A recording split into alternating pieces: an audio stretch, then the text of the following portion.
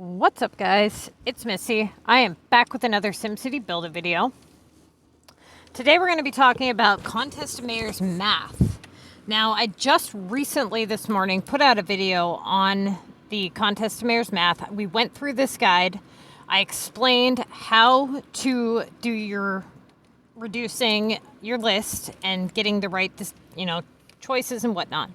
Now, I told you guys in that video that you guys needed to go through each one of the sections here in order to properly get the right answer. Now, one thing that I want to touch base on with you guys is what each one of these categories should include. So, what is Contest of Mayors math? How does it really work? What is the whole idea here? And how to properly make sure that you are taking into consideration everything. That's what we're going to talk about in this video. Before we get started, make sure you hit that like and subscribe button as I try to put videos out daily. We also have a Facebook page, SimCity Buildit, MissyanneTTVYT. In the description of every video on my YouTube channel, you guys will see a list of guides, links, video links, mentoring guide. That mentoring guide is specifically for members of our group, new recruits. If you are looking for a group, we do have a couple of openings available. You will need to open up that mentoring doc, read through it, and watch the mentoring video and the group rules video. Once you have done that, then you can come to me and say, hey, I've got this done. I think I would be a good fit for this type of group. Can I join in? And, we'll talk on Facebook. Now, our group name is Neverland, for those of you who do not know that. And the club code is RQMKNG. Do not submit a request to join the group if you have not already got confirmation from me on Facebook to do so. Otherwise, you're not going to be approved. So it's basically just a waste of your time. Okay, so let's get started here. You've already hit that like and subscribe button. So now, here we begin at why or what this is. Okay, so the whole reason I invented this Contest of Mayors math thing was because people were not remembering what to take into consideration when selecting their tasks. For example, there are certain things that kind of get a little bit more thought than other things, depending on what task it is. If it's a task that does not have any, cooldown, then obviously you would not take that into consideration, but you have to then first determine that it doesn't actually have a cooldown before you can rule it out, right? You have to know that. So you still have to kind of think about it for a second. What happens is people will, when they make a mistake, they will forget to take something into consideration. So basically, this is just a checklist of things for you to remember to think about, okay? So in layman's terms, or basically for an example, let's say that you are filling out an application for a job. And on that application, it says to write your name, your address, and your birth date. Okay? Name, address, birth date. You do this every day, all day, okay? But then I take away the section of where it says name, address, birth date. And I just hand you a blank sheet of paper. And I tell you to write down the information that you've been writing down, but without that section that says name, address, birth date. Oftentimes what will happen is people will forget the details that they should be writing down. Same thing when it comes to the Contest of Mayors, when it comes to selecting your assignments. There's so many things to remember, to consider, that what happens is people will consider, A, B, and C, and then completely forget that they needed to consider D, right? So it's like, okay, you made a mistake here. It's not that they don't know the answer. Like, your birth date, your name, your address. It's you just forget to put it there. You forget to think about it. And that's what this is about. So when you look at your list, your Contest of Mayors list, there are certain tasks that stand out to you that would suggest that they would be done before any other task. That is Formula 1. Okay. Now, what you're looking at there is you're looking at value, value opportunity, and opportunity. What is that? What does that mean? We're going to go through what each one of these means and what you should be considering when you look at stuff like this. Okay. Value is basically, I mean, that's pretty self-explanatory. It's the value in the task. Is the value good? Is it high? Like, is it, if it's 2,000 points or higher, it's considered a main task.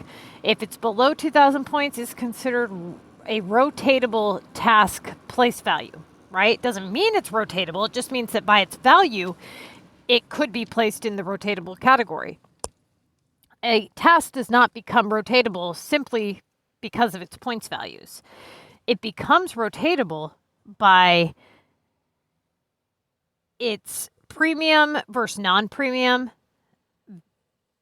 kind of setting, right? Or if it's actually going to be done based on the rules of that task. For example, as a high-level player, a 1300 sugar actually has a low-level player as well. You would not do a 1300 sugar, right? The algorithm is too high. The value is too low. So it just doesn't make sense to take that amount of cooldown time. It doesn't make sense why you would be in a situation where every single thing in your list would be worse than a 1300 sugar task. So you can conclude that under no circumstances are you going to do that task, right? Now, that being said, you basically have to look at the opportunity of the task, okay? And what that task can bring to you by doing it or by not doing it. What are you blocking by leaving it sit there, and what are you opening up by doing it? That's where opportunity comes into play. Now, value opportunity is a little different. Value opportunity is the opportunity within value. Okay, so you have opportunity for the type of task you're doing, like I just said. For example, with a task opportunity, you're looking at, let's say that you have a 3,000 upgrade war card, okay? You're opening up better opportunity two ways. One, by the type of task that you're opening up. So you know that you cannot get another one of those upgrade war card for 3,000 points with one sitting there. So you've opened up the possibility on the task in itself, but you've also opened up opportunity within the value. Okay, so you can only have so many tasks of the same value. You're not going to have a whole list of 3,000 point tasks. It doesn't work that way. You get kind of a mixture, right? A combination. So you want to not only look at the value in which you're opening up for more tasks to come in of that value, but by leaving it sit, what you're blocking, right? So opening up a bunch of 1,500 point non-premiums, you are opening up the possibility of more 1,500 point tasks to then come into your list. If they are not premium, then you're basically opening up stupid possibilities, really. Value opportunity, like I said, it can be good and bad. Look at both. Look at how is this going to benefit me later? How does leaving a 3,000 point task sit in my list negatively affect my choices or negatively affect my future tasks? And how does doing it make things better later? Okay, so that's the main three things that you're looking for to quickly rule out a majority of your choices. It's pretty quick to say, okay, I'm obviously not going to choose a 1,200 chemicals or a 1,500 coins over 2,000 VU, or even a 1,000 VU, or a 1,000 upgrade home, or a 1,200 Latin, or a 1,000 London delivery. Those are all premiums, all low premiums, right? So it doesn't make sense why you would take a whopping 400 points more to do coins to open up yet again a task that has a high algorithm rate, that's non-premium, that's mid-range value, that brings no better premium opportunities. Okay? So once you've ruled out kind of all that stuff and you're able to pick out the good tasks within the list that are decent to you, so opportunity, value, and value opportunity, that's when you move to Formula 2. So the things that you consider when you do the VD, which would be value difference is pretty straightforward. You know, it's exactly what it says. The difference in value in which you're comparing the two tasks. So if one is for 2,000 points and the other one is for 1,000 points, then you would write your value difference is 1,000. You're subtracting. So the difference means to subtract, okay? Whatever the task versus task comparison is. Formula 2, you have a maximum of 3 tasks that you're comparing. Try to get the third one ruled out pretty quickly. That way you can do a task versus task comparison, making it even easier to get to the right answer. So essentially you're comparing 2 tasks, 2 to 3 tasks, value difference. Which one is the highest? Which one is the lowest? What is the difference? Okay. Value possibility. Again, this is another really straightforward one. What possibility, what is the highest amount that the task can be worth? So you would go through all 3 or 2 or whatever tasks that you have, and you would list the highest possibility that they could ever come in for, right? So if it's a premium, unless it's a high premium, premiums can be worth up to 3,000 points. High premiums would include the launch legendary attack. That one can be worth up to 3,600. Upgrade Old Townhome and upgrade Latin. Those ones can be worth 3,600 points. Okay? Now, everything else is either premium or non-premium. Then you have, I believe it's 2 tasks that have a strict amount. For example, War Booster and Hotspot are always the exact same amount every time they come in. War Booster is always for 1,000 and Hotspot is always for 1,100. Both of those have low algorithm rates, which means they bring better opportunity. Okay? So, value possibility, always looking at that. You will need to refer to the guide if you don't know all this off the top of your head, which, like I said, if you are pulling up the Contest of Mayors Math Breakdown Guide, you will see them labeled, meaning next to them they'll have parentheses that either say NP for non-premium, P for premium, HP for high premium. Okay, next thing is type of task. So the T area. So you're going to write down, if you're doing your math, you're going to write down T or make a mental note of it.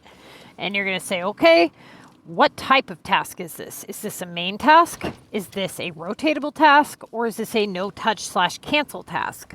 If it's no-touch/cancel, then you shouldn't be considering it because it's in the no-touch category for whatever reason. Now, if it's in the cancel section, then you are saying that by canceling it, it's bringing you greater opportunity by canceling it than by allowing it to sit. That it is worth basically taking 2,000 less points, essentially, because that's what your overall average is going to be aiming for. That you see how that is going to help you greater later, right? That by it sitting there, it's blocking too much. So the type of task, that's pretty straightforward, okay? Now the history of your tasks. This is really important. What this means, this section, what you should be looking for, is the history for this round of the contest. How many times have you done the assignment? When it has come back, how many times, and for what value? You know, for example, let's say VU just came in for 1,000 points, but you've already rotated it in, let's say 6 times this round. But in that 6 times, 5 out of those 6 times, it was 3,000 points. So even though it's come in worth a low value, the moment that you do see a window of opportunity to rotate, that you would actually do it because it's been really good to you this round. But it could also be the other way, where you've done it a lot of times, it's come in worth a low value, and you're not going to continue to do that. So looking at the history, that right there is something that is a lot easier to do when you actually keep screenshots of your choices, because what oftentimes people will do is they don't realize either how much something has come back or vice versa. So oftentimes people will be like, oh my God, I've already had this task like 40 times. And then they've only done like 15 tasks in general. And so you go back through their choices and really they've done the task 3 times. So it's like, okay, you know, you don't want to over exaggerate, but you don't want to underestimate, right? So sometimes people will do a task, oftentimes, let's say, low-level CoM players. They'll do, let's say, cargo, you know, for 1,800, and then they see no better option, and they do it for 1,200, and then it keeps coming back and back and back. Next thing you know, they've done cargo countless times. That's like $10 cash every time. You start adding it up, and they're ching, opening up all this opportunity for it to come right back, take more cash, and it's a non-premium option with a value possibility of only 1,800, right? So, again, keeping screenshots of your choices, whether you're submitting them for review or not, is honestly advised. Not only that, it also helps you kind of go back and look and see maybe something that you missed later. You know, maybe when you have a little bit more time to really analyze your choices and your thought processes and all that, right? So it's a good learning tool to utilize. Now, the game section. This would include what is going on in your game specifically, right? Now, this one has a lot of stuff to consider, more than what most people consider or even realize. It depends on the task, really, honestly, to determine what you're going to consider. For example, if it's a factory production task, you would consider what is specific to your game. What details do I need to know about what's going on in your game before I can make the right choice? That could include total factory slots available. That could include, you know, did you already put some other stuff down in your factories and you only have, you know, this many available to you? What level you are? You know, do you have no tokens and you can't speed up any shop productions? Did you already do an epic and you're already on an epic cooldown? Do you not have any epics available to you? You know, there's so many different things. Like, is your club not in war? Are you on a war cooldown? Does your club start war soon? All of those things need to be considered. Do you not have enough resources to do that? So let's say you have a upgrade hotspot and you don't have the coins to do so. That would be helpful to know. Let's say that you're out of coins and inventory, or you're low on storage space and you really can't afford another epic project. That would be wise to make sure that you don't open up the possibility of it coming back worth a higher value again. A lot of low-level players, what they would do is they try to jam as many epic tasks into one epic as possible. Now, that's definitely what you should be doing. But the one mistake that they would typically make is they would do the epic tasks of low values, even if it wasn't the best choice, just so they could benefit from their assignment because they already had the epic started. What this ended up doing in the long run is it ended up costing them more epics because now it has the possibility to come back. So they deal with the cooldown, then it comes back with a higher value and it has to be done. And now they've just had to start another epic, which takes more inventory. It costs you more homes, which ultimately is a problem.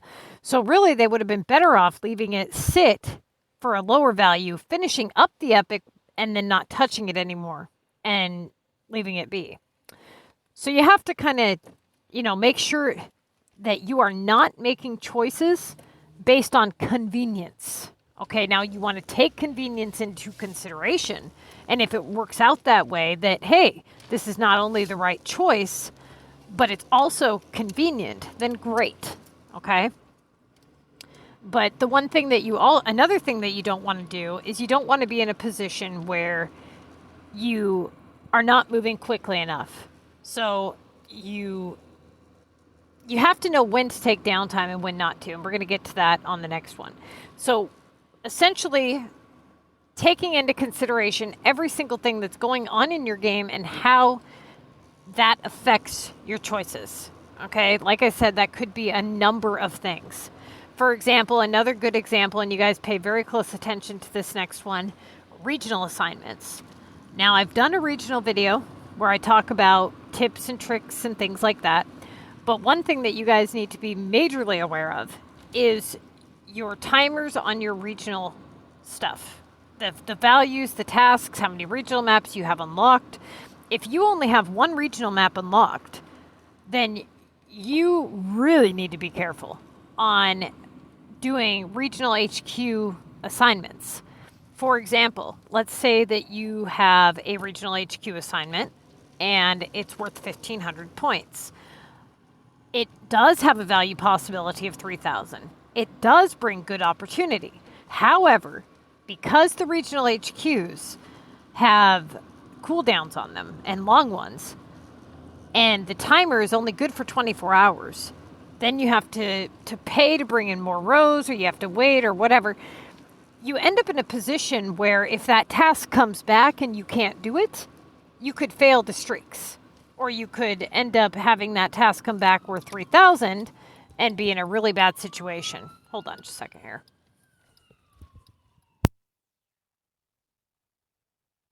Now, another thing that you want to be aware of is the regional coins task. So again, with the game section here, how many regional items do you have to do that task? Let's say that you get the regional coins task for, let's say, 2,000 points or 2,300 points. So it's of great value. It's early on in the contest, so you really do need to kind of open up that points value. And you don't want to open up your regional HQ yet because you don't have that regional HQ assignment and you can't guarantee that you won't get another one, right?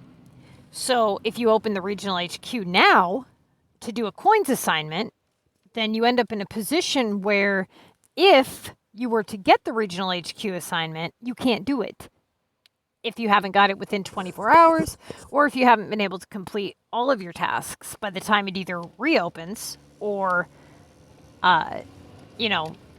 basically expires, the 24-hour timer. So you got to be very, very, very careful of that. But you want to get this regional coins task done.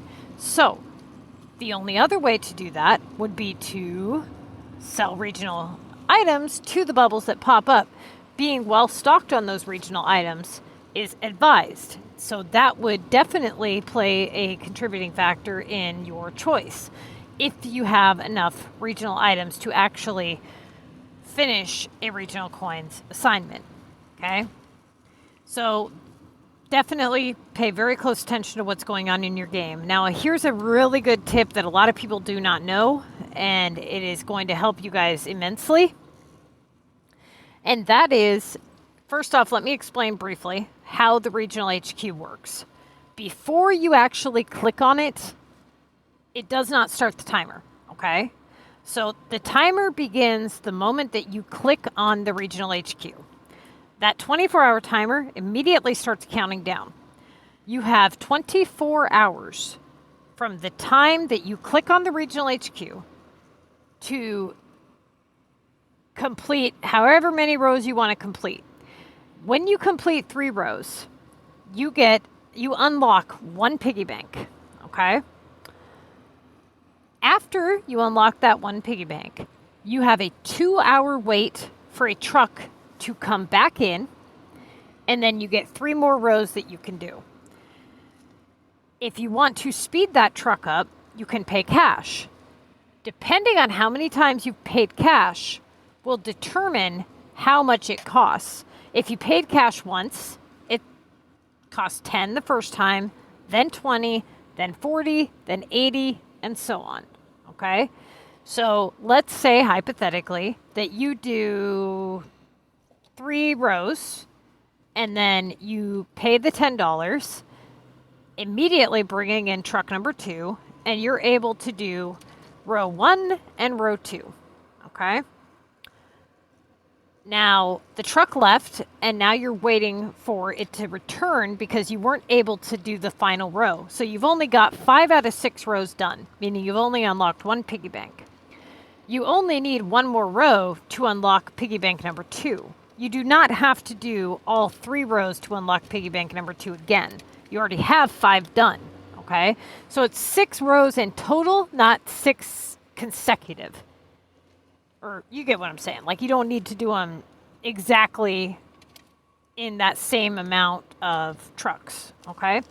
Now, here's the tip that I was trying to get to. When you open your regional HQ, before you even earn a piggy bank, click on the piggy bank. On that screen, you will actually see a timer.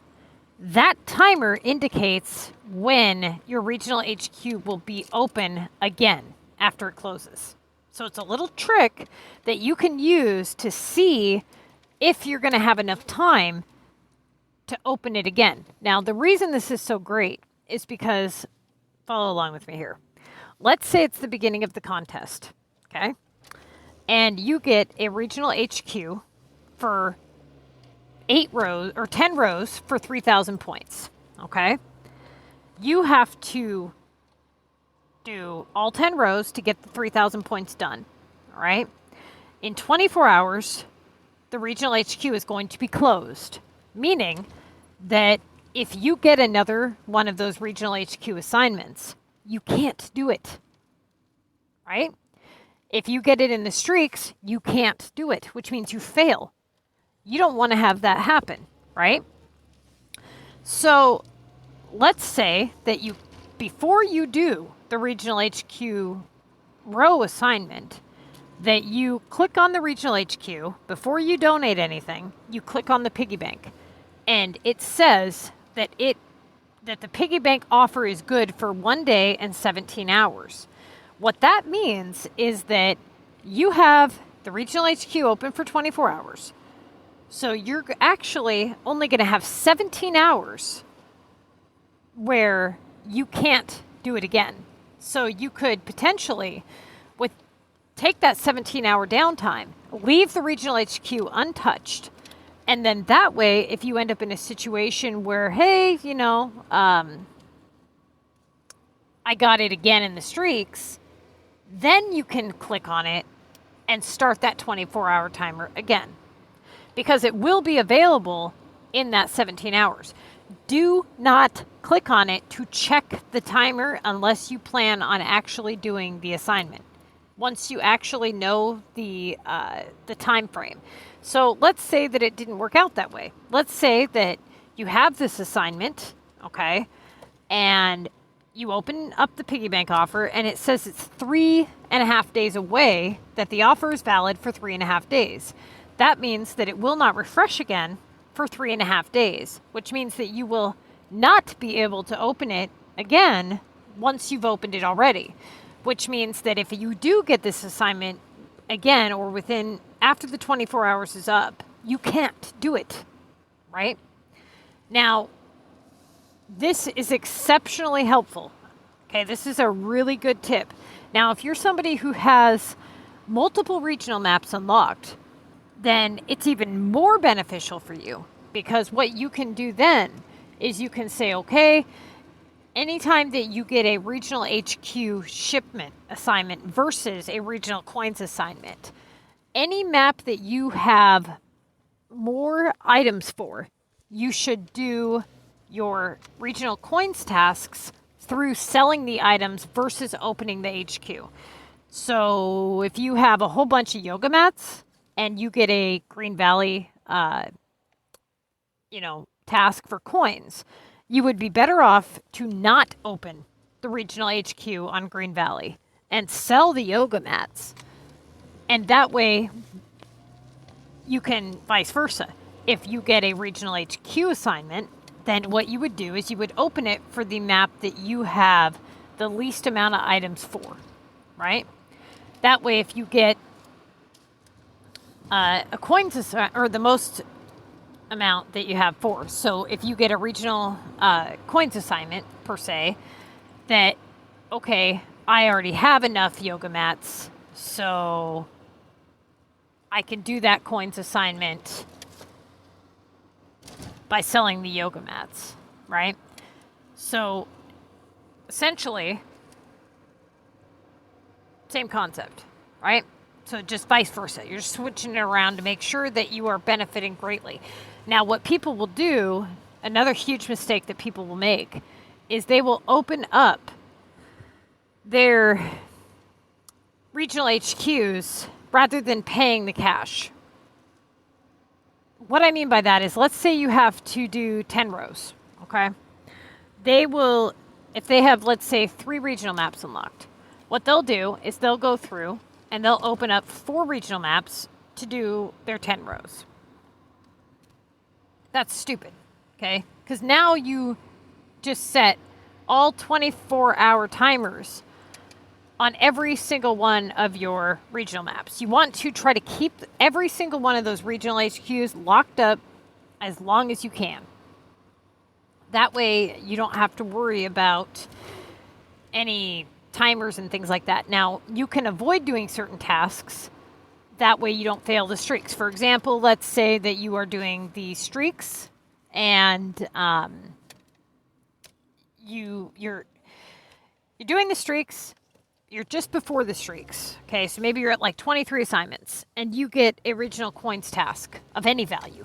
It would be advised that you do not do it so that you don't get it repetitively in the streaks and possibly fail. Or let's say that you have a regional HQ assignment just before the streaks. Don't do it so that you can guarantee that you can definitely finish all of those streaks. Now that the streaks are done and you only have a few tasks remaining anyways, you know that you can finish all of those remaining tasks within that 24 hours. Now you can go ahead and take that gamble and do that assignment if need be, okay? Now, like I said, that's something that you really, really, really need to focus on. Those regional assignments are a nightmare. I will have videos coming out where I talk about this exact thing just in a separate video. Now, downtime. Let's talk about that. Downtimes and cooldowns. Now, we just kind of went through what you can expect from a regional downtime or cooldown or what have you. So the other thing would be epic downtimes and factory production downtimes, that kind of thing. So here's the thing. Anytime that you can move quickly, you should move quickly while making all of the right choices. If you are in a situation where you could be moving quickly and you're dilly-dallying, it's going to hurt you later. Now, what you should not do is cut corners, taking less points when you know you should be taking more points simply just because you want to go fast. Go as fast as you possibly can while making all of the correct choices. Taking into consideration cooldowns and downtimes. If, for example, this is a really good example. you have a feed assignment that came in for 2,300 points. Now, depending on if you can do that assignment in one round or two, will determine if your downtime is going to be 6 hours or 12 hours. Okay? Now, that being said, let's say, hypothetically, that you're going to bed. And it's a perfect time in your game world to take this downtime because war's ended, you're on a war cooldown, and you can afford to lay down 6 hours worth of feed. But you have 24 tasks remaining. Now you gotta kind of look at things a little differently. Even though they fit great to your convenience for what's going on in your game, what about risk? What about you're about to do the streaks? That is not a good plan. If you rotate the feed now, just because it's convenient to your lifestyle and your what's going on in your game, then you end up getting that same assignment in the streaks even two times, right? And it happens quite a bit where people do textiles or chemicals, even 2 rounds or whatever. That's still a lot of downtime. And it continues to come back in every streak. That is not good. That is very bad, especially when you have 6 streaks times 4 assignments each, right? So you could potentially end up making it to where you can't finish all of your stuff on time because you got hit with all these ridiculous assignments like regional coins and factory productions. I had electrical in my main list on one of my rounds of the contest for 3,000 points. Now, I could have done that assignment prior to the streaks, but it would have opened up the possibility of it coming back in the streaks. So I did not do that, right? I also did not prep the electrical prior to finishing the streaks until I knew my very last streak assignment, because I did not want to end up in a situation where I prepped electrical and then it got textiles in the streaks and then end up in a situation where I have to wait for the electrical to even do the textiles. Then I have to take more downtime for the electrical again once the streaks are completely over. So what I did was I waited until the very final streak and the final task. And once I knew what my final task was, and I knew that I did not have any more that could possibly come in, then I prepped for the electrical, knowing, hey, this is my next assignment after I finish this one. Okay? So try the best that you can to arrange your downtimes, not only to fit the convenience of your sleep schedule and your life and what the right choice is, but also to the risk of it coming back and potentially costing you more time in the long run. Now, the next one is algorithm. This is very, very, very similar to opportunity. In fact, it's almost identical. But I gave it its own category because there's kind of 2 ways to look at opportunity. The things that it can open up, but also the algorithm of the particular task in which you're doing. For example, let's say that you are looking at Epic for 1,600 versus a upgrade hotspot for 1,100. What is the better choice? Not Epic, okay? As a high-level player, okay, so you have regionals, so you're a high-level player. What you want to look at is, again, everything. Now we're doing a task versus task comparison. So the value difference is 500. Okay, so 1,600 on the Epic, 1,100 on the hotspot. We have a value difference of 500 in total. So what we're saying is we are willing to sacrifice that 500 points because in the long run, it's going to earn us more later, right?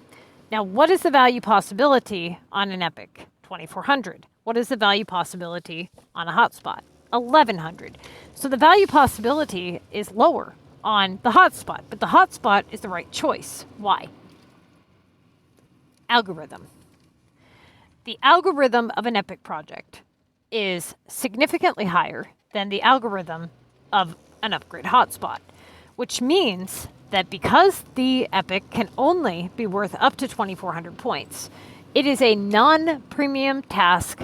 It also has downtimes with it, right? So once your stuff is done, you have to wait 12 hours before you can do another one. Or if you have another, map where you have them available, it also it costs you a lot more. So it takes a lot of your inventory. Your inventory means getting other tasks done faster. So you need to take that into consideration. That goes into the game category. The history of the assignments. Well, more than likely you haven't had a whole bunch of upgrade hotspots because they don't typically come back around. If at best they come back in once, right?